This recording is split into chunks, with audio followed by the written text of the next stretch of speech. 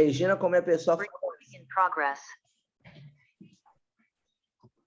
Então, bom dia, Regina. Um abraço carinhoso aqui do nosso 32º CEU. Nós estamos com o programa Arte Espírita em Foco hoje, recebendo a nossa amiga Regina Marciano, que é do Centro Espírita Paulo Dimas Madalena, uma amiga nossa de longa data, na qual quando ela me conheceu, eu tinha cabelo ainda, né, Regina? Agora eu não tenho mais. Faz tempo. Então, seja muito bem-vinda, Regina. E o nosso tema é unificação. Então, se você quiser dar as boas-vindas aí para os nossos ouvintes. Com certeza. Bom dia, gente, querida, amigos nossos, né? Mesmo que a gente não conheça, nós temos uma ligação, que é a doutrina espírita, né? E o movimento espírita de unificação. Então, nós somos muito gratos pela confiança e pelo convite de estarmos aqui falando em nome dessa doutrina tão maravilhosa, pedindo a Deus que nos ilumine para que a nossa manhã seja produtiva, diante de tantas lutas que nós temos. Então, que Deus nos abençoe e que nós possamos aqui contribuir de alguma forma, trazendo assim um abraço da nossa região, da nossa Reunir 6, do nosso Conselho Espírita, 29º Conselho Espírita de Unificação, e da nossa instituição, que é a União Espírita Paulo Dimas Madalena. Um grande abraço a todos. Então, Regina, nossa primeira pergunta é: quais as principais atividades do teu CEU? É o 39º, não é isso? É o 29º CEU. Aqui na nossa região, no nosso CEU, nós temos atividades assim que já são realizadas há muitos anos. Assim, e se você me perguntasse desde quando, eu nem saberia dizer, né? São atividades rotineiras que nós realizamos já tem muitos anos. Então, nós temos, no mês de março, nós realizamos o mês de alerta à evangelização, que é uma chamada para os pais e frequentadores das casas espíritas para a importância da evangelização infanto-juvenil.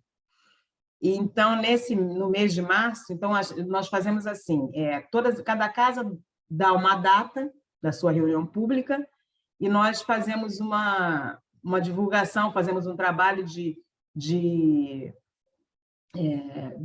exposição, né? Com várias pessoas voltadas assim para a evangelização. Então, do nosso próprio CEU. Então, cada um vai a uma casa diferente da sua para falar sobre evangelização. Isso no mês de março. Aí isso se repete em abril, no mês do livro espírita. Acontece também no mesmo formato. E no mês de outubro, o mês de Kardec, nós também fazemos da mesma forma. Este ano nós teremos uma diferença no mês de outubro, porque nós vamos fazer com a Reunir. Nós vamos homenagear o livro, né, Viagem Espírita, que nós estamos no ano de comemoração, e então nós vamos tentar, né, fazer com a Reunir, porque a nossa Reunir é de Realengo a Costa Verde, e a gente vai tentar fazer essa troca, né? E no mês de maio nós temos o Encontro da Família, que acontece um seminário num domingo determinado. No mês de julho, que é esse mês que nós estamos, nós realizamos a confraternização das Juventudes Espíritas de Bangu. Esse ano, depois de 2 anos sendo online, será presencial. Nós só teremos um dia, geralmente são 2. Nós teremos um dia só, porque vai ser presencial e a gente ainda está nesse retorno devagar. E no mês de outubro nós temos o encontrão das escolas de evangelização infantis, né? Então, todas as evangelizações infantis da nossa região se reúnem num domingo pela manhã, né? Aos domingos, em outubro, no mês de outubro. E ainda no mês de outubro, nós normalmente realizamos um seminário sobre mediunidade, né? E em novembro nós temos a campanha de esclarecimento sobre a morte, que é realizada diretamente lá no cemitério de Mulundu, aqui em Padre Miguel, com a apresentação de músicas e exposições curtas, né? É mais ou menos isso que a gente faz. Às vezes tem alguma coisa extra, mas o básico é isso aí. Então, Regina, a nossa pergunta, então, vai ser um pouco redundante, mas pelo número de atividades que você tem, eu acho que a resposta é sim para essa pergunta, né? Mas, de qualquer maneira, eu vou fazê-la. Como está o processo de unificação na tua região? Sim, está muito bom, né? Pelo número de atividades. Mas você considera que os dirigentes das casas são atuantes no movimento espírita? Porque o que ocorre? Às vezes a pessoa é atuante na sua região, mas a nível do CERJ, a nível de fora da região, a pessoa já não tem tanta atuação. Aí na tua região, você consegue esse entendimento? Não, Fernando, apesar de nós termos muitas atividades praticamente o ano todo, nós temos muitas dificuldades, porque não são todas as casas que participam com o mesmo empenho, né, com a mesma vibração. É certo que todas as casas cedem um dia para esses eventos, principalmente esses 3 eventos que são voltados para todas as instituições da região. Então, todo mundo cede um dia de reunião, mas não participam, nem todos participam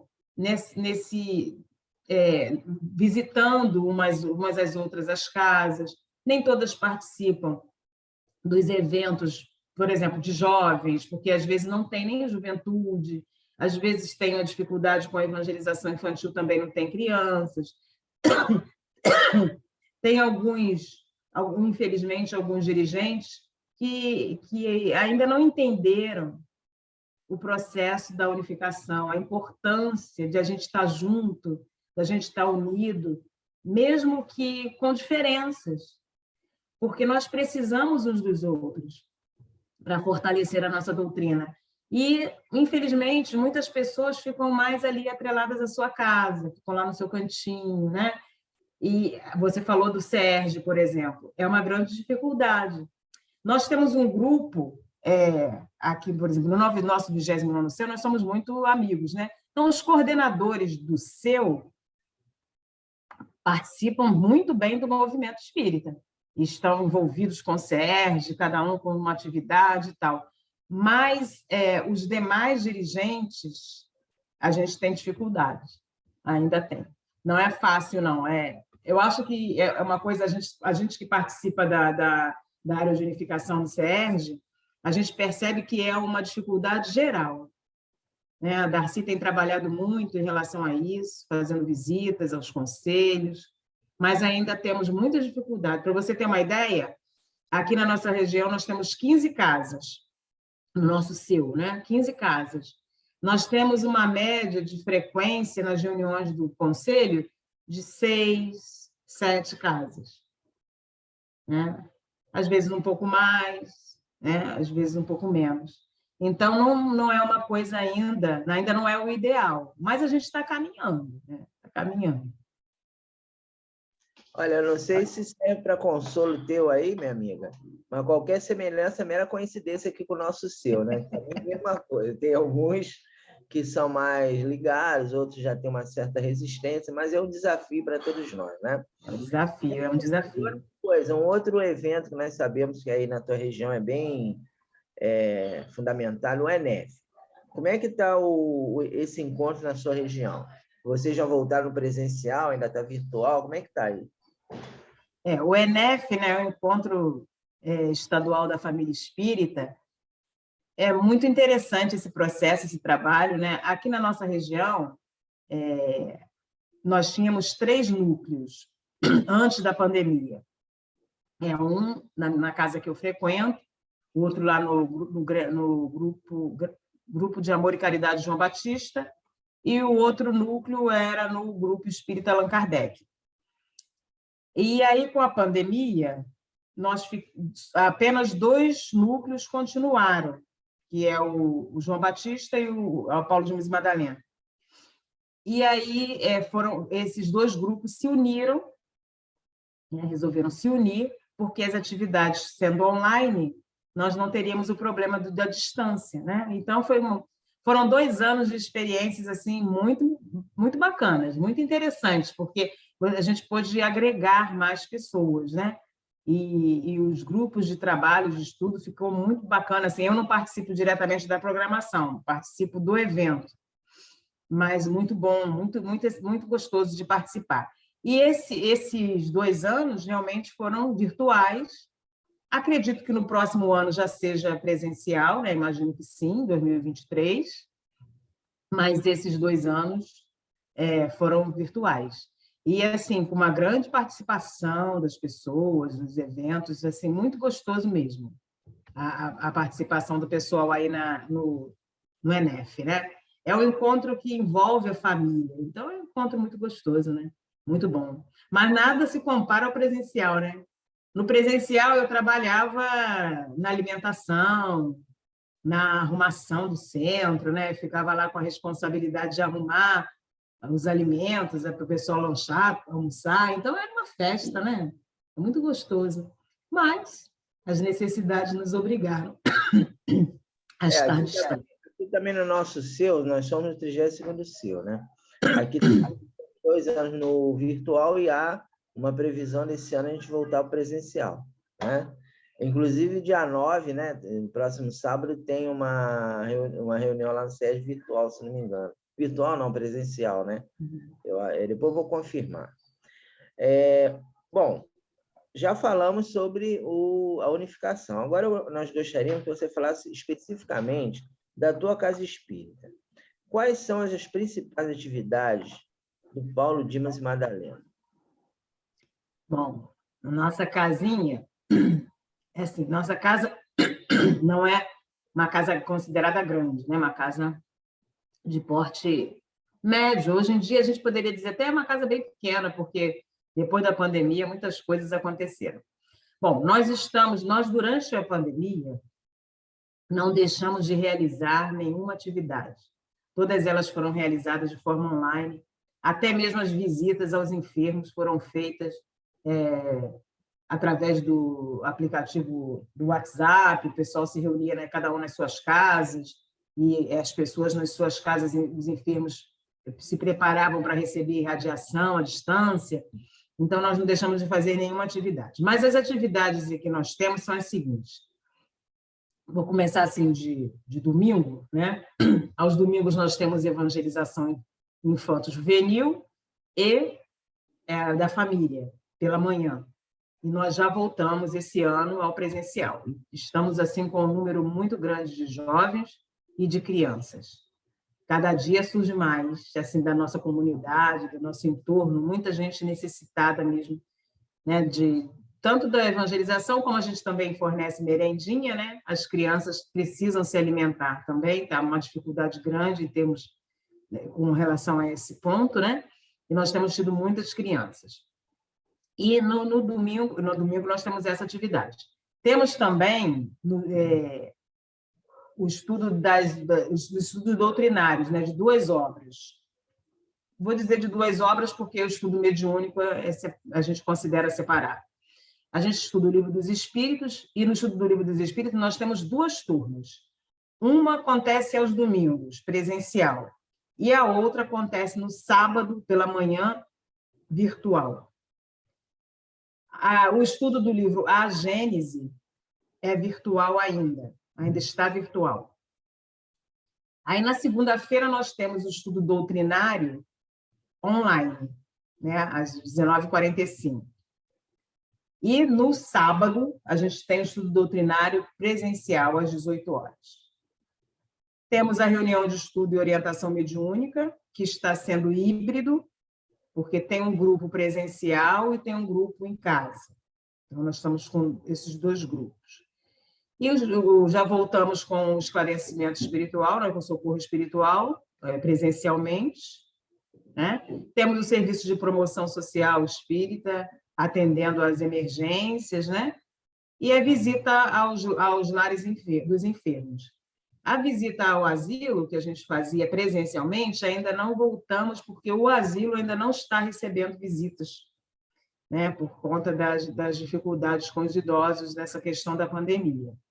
Mas é mais ou menos isso que a gente faz, né? São essas as nossas tarefas. Tem eventos periódicos, né? Algumas coisas que às vezes acontecem, Agora, em agosto, nós comemoraremos nosso aniversário, aí nós teremos uma programação especial, mas o básico, são essas as atividades que nós temos.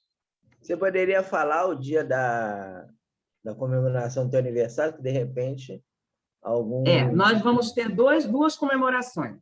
Deixa eu até ver aqui a data, mas nós vamos ter a comemoração online na segunda-feira, que vai ser com a Ana Camasmi, né? Ela vai fazer a palestra para a gente online no dia 15 de agosto. Nosso aniversário é de 16, mas a reunião online vai ser dia 15 de agosto, segunda-feira.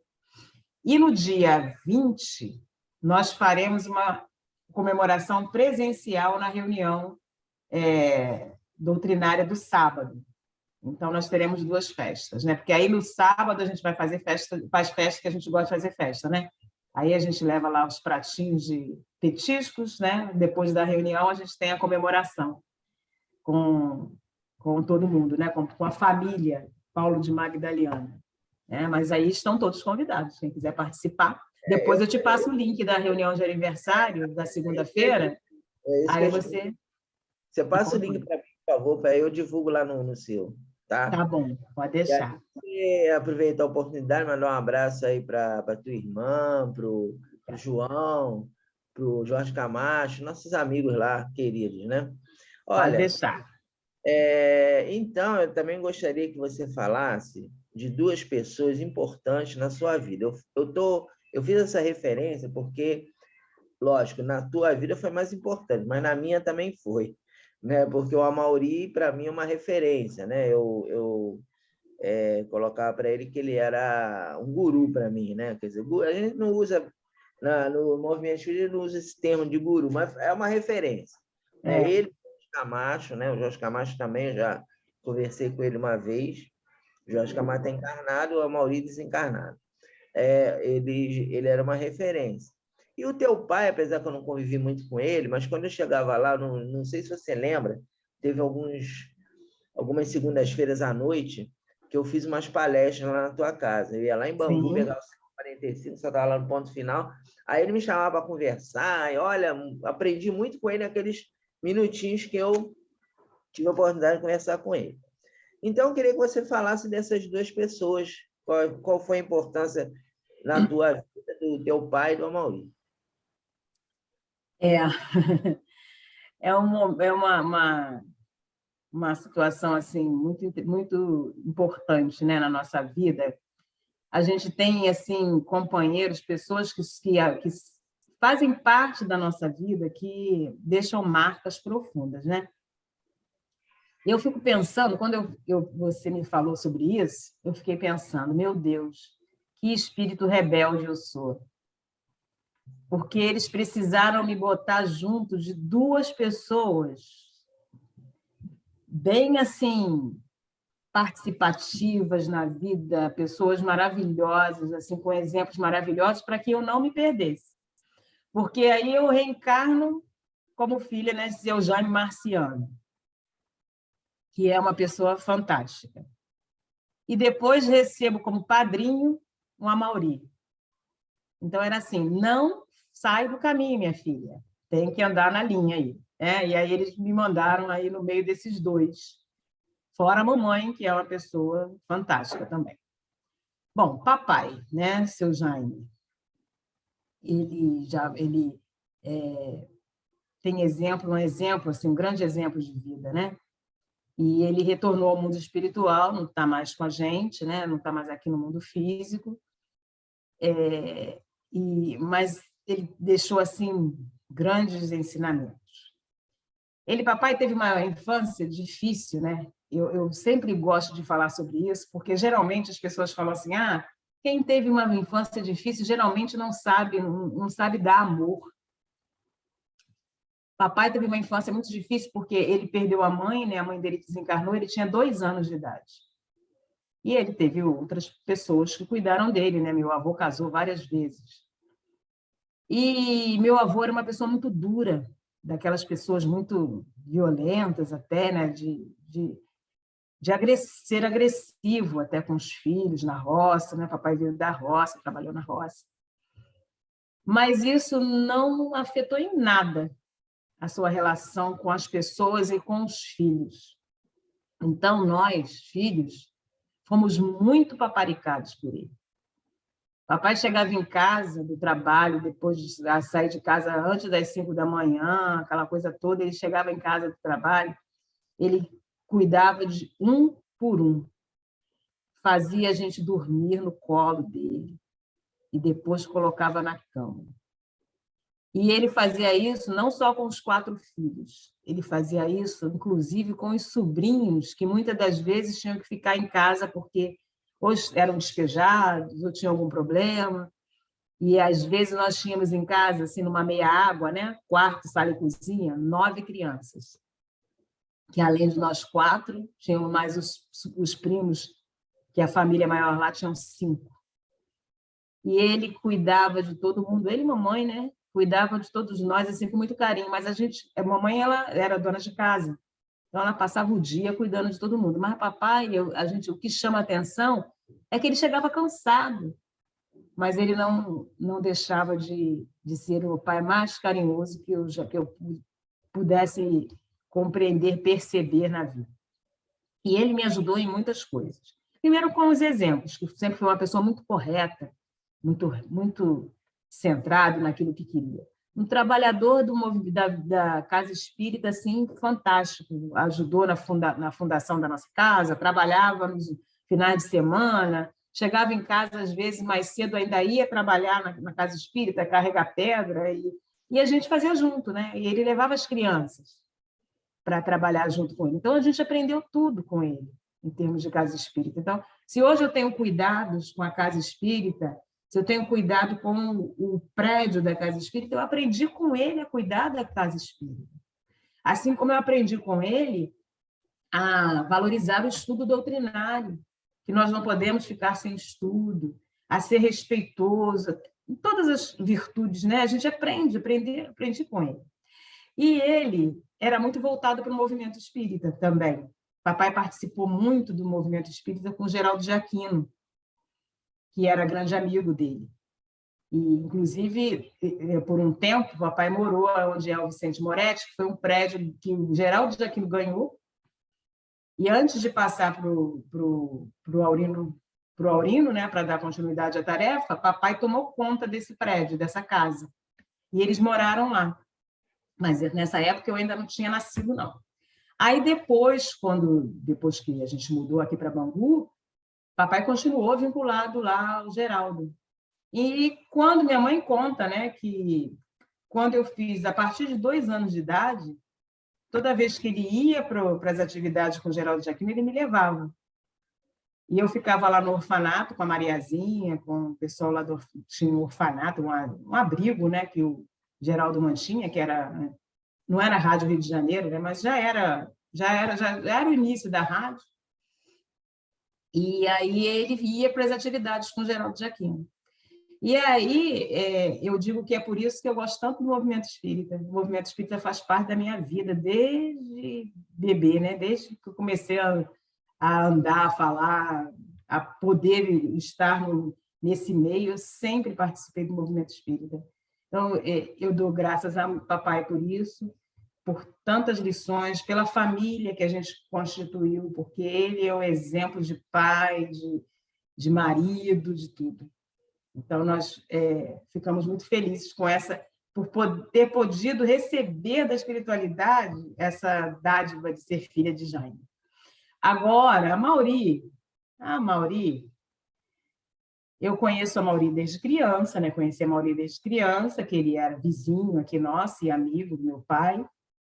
E a Mauri, meu pai me deu para ele me apadrinhar, né? A gente, no meio espírita, não tem essa coisa da igreja, mas ele veio aqui na minha casa, fizeram uma oração, né? Ele, minha madrinha, e aí ele é meu padrinho. Então, além de meu amigo, é meu padrinho. Mauri esteve na minha vida em todos os momentos, importantes, em todas as coisas. Além de tudo, além de ser meu padrinho, era meu orientador de juventude. Então, na juventude, a gente fez muitas coisas em conjunto, ele nos ensinou muitas coisas, o aprender a a olhar todas as coisas com respeito, a você passear por todas as doutrinas, sem que isso atrapalhe o estudo da doutrina espírita. Então, com a Mauri, eu podia conversar qualquer coisa. Se eu tivesse qualquer dúvida, eu poderia conversar com ele, e ele saberia lidar com todas as situações, porque ele era uma pessoa assim fantástica, com conhecimento de tantas coisas impressionantes. Então, a gente, às vezes na juventude, ele falava algumas coisas e falava assim, mas isso não é para falar na reunião pública, não, hein? Fica só entre nós. Aí, quando chegava na reunião pública, se algum expositor falasse alguma coisa diferente, a gente olhava para ele e ele fazia para a gente não falar nada, ficar quieto, né? Mas ele era uma pessoa assim que é fantástica. A Mauri é uma pessoa que, eu não sei, às vezes eu fico assim pensando, meu Deus, que pessoa especial que passou na nossa vida, né? Me ajudou com um trabalho profissional, porque hoje eu sou funcionária pública aposentada, graças ao incentivo que ele me deu para que eu fizesse concurso público. E ele me acompanhou na juventude, acompanhou meus namoros, me chamou a atenção em todas as coisas, brigava comigo quando tinha que brigar, me ligava no trabalho para eu aceitar a palestra, para falar, você tem que falar, você tem que aceitar, você estuda, faz isso, faz aquilo. Então, se hoje a gente fala um pouquinho, se a gente conversa, tudo porque ele deu muito incentivo para isso, né? Agora, uma coisa que eu gosto muito de lembrar sempre com relação a Mauri, né? De um evento que nós fazíamos, que no final primeiro a juventude ia junto, depois chegou um período que ninguém ia mais, aí só ia eu e ele. A gente saía de Bangu cedinho, pegávamos o ônibus e íamos para o Curupaiti, para o Saladão, no dia 1º de janeiro. Todo ano, no 1º de janeiro, a gente ia lá para o Saladão, aí depois passava lá no Seu Amazonas, para bater papo com ele, né? Então, era um momento assim muito gostoso, muito bom, lembranças muito boas. A Mauri teve na minha vida em todos os momentos, na hora do meu segundo parto, foi ele que me levou para o hospital, então ele faz parte da minha vida. Muito amigo, muito querido, e continuam fazendo parte, né? Porque eles estão muito presentes, sempre muito presentes. Falei muito, né, Fernando? Sem problema, mas tem que falar mesmo. E eu ainda vou compartilhar com você, né, uma coisa importante que teu pai me falou nesses dias que eu ia lá fazer a palestra, né? Eu fui algumas vezes e ele sempre estava ali recebendo as pessoas. Aí o Amauri contou para ele que eu naquele período que eu comecei a ser presidente da casa que nós frequentamos, né? Atualmente, que é a Fraternidade Espírita Bezerra de Menezes. Aí ele me chamou e falou assim, você agora é o presidente, não é? Eu falei, sou. Seja disciplinador, mas não perca a doçura. Você tem que disciplinar o trabalhador, mas seja doce, não ultrapasse determinados limites. E em relação ao Mauri, a nossa mocidade, agora a gente está um pouco jovem, mas quando nós iniciamos, ia eu e ele todo domingo para lá, os dois. Aí ele falava assim, tá vendo aí os jovens aí, já estão aí, os desencarnados, né? E ele não era vidente, não. Mas ele falava assim, ó, não está percebendo que eles estão aqui?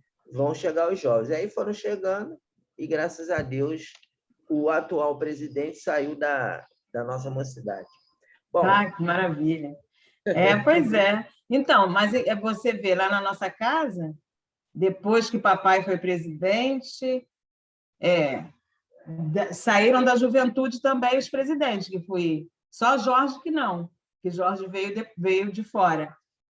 Mas eu e Joãozinho fomos da juventude, fomos presidentes da casa. Bom, a gente poderia ficar aqui o dia todo conversando, mas a gente tem um horário, então... Meu filho, o dia está cheio. Eu vou te pedir para você fazer suas considerações finais, Regina. Fernando, assim, uma coisa interessante, né, a gente poder falar de doutrina espírita e falar do movimento, das pessoas que compõem esse movimento, né? Eu acho que nosso mundo, nós estamos vivendo momentos assim muito difíceis na nossa sociedade. Muitas discussões inúteis, muitas coisas desnecessárias, muita violência.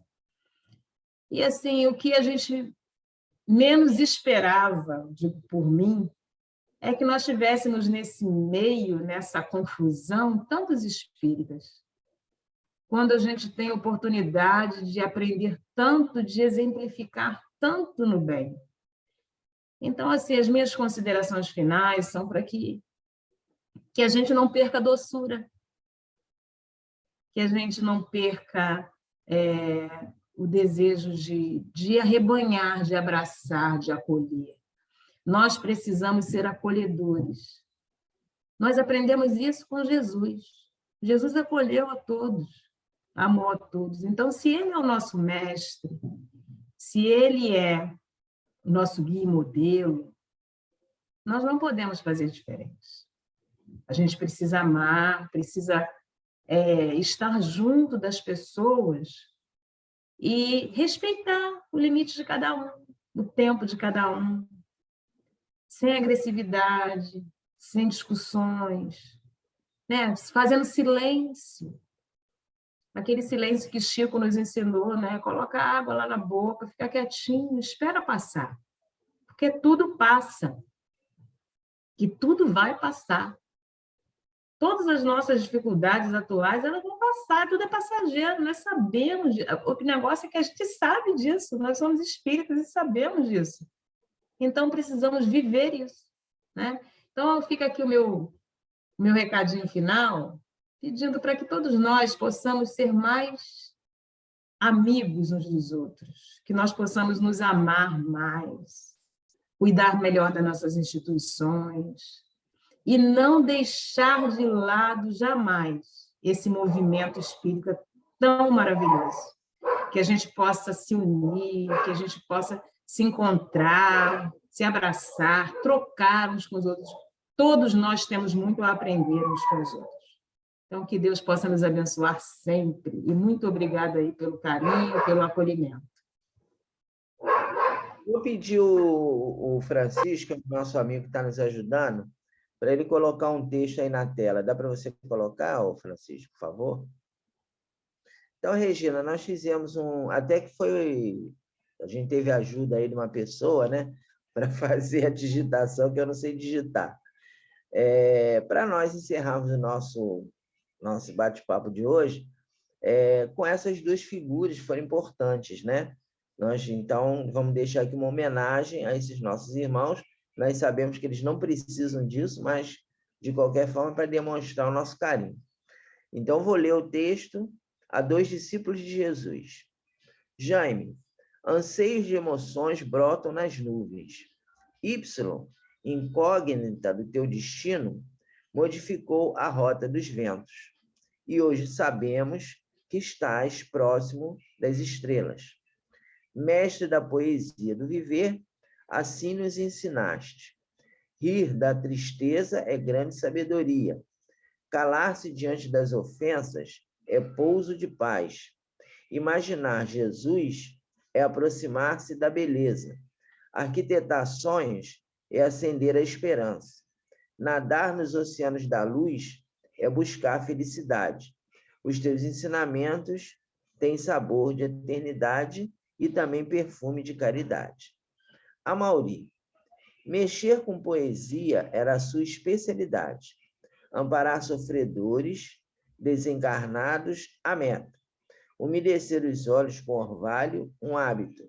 Retificar erros, um esforço contínuo. Y e X, equações de vida, a tua ascensão. Somos credores do teu amor, irradiamos fraternidade ao teu sabor, liberamos sensações de primavera, vivemos nas pétalas de teus olhos. Por isso, ouve, até um dia, querido amigo, até a imortalidade. Então, Regina, nós deixamos esse texto como uma homenagem a essas duas pessoas que foram importantes e que você seja abençoado e continue seu trabalho. Muito obrigado pela sua presença. Então, meus amigos, Eu que agradeço. Até a próxima, que Jesus nos abençoe.